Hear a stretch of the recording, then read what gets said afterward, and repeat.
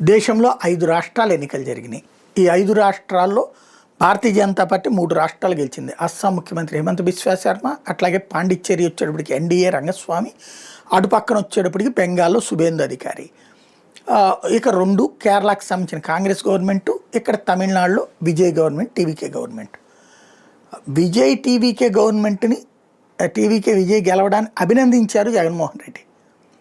But Suvendu అధికారిని కానీ వీళ్ళని ఆ మిగతా బీజేపీ విజయాల్ని ప్రశంసించలేదు.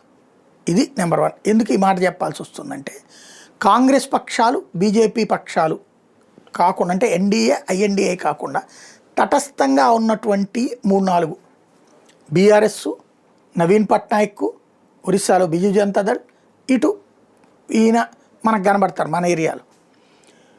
నవీన్ పట్నాయక్ అయితే సువేందు అధికారిని అభినందించారు.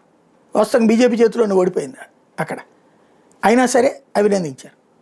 ఈయన విజయ్ ఏదైతే బీజేపీ యాంటీ బీజేపీ అయినటువంటి విజయ్ని అభినందించారు తప్పించి, ఈవెన్ ప్రో కాంగ్రెస్తో కలిసి వెళ్తున్నటువంటి విజయ్ని అభినందించారు తప్పించి సువేందు అధికారిని అభినందించలేదు. ఇదేంటి, ఎందుకు జరుగుతోంది, ఏమన్నా మారుస్తున్నారా విధానం అన్నది చర్చ.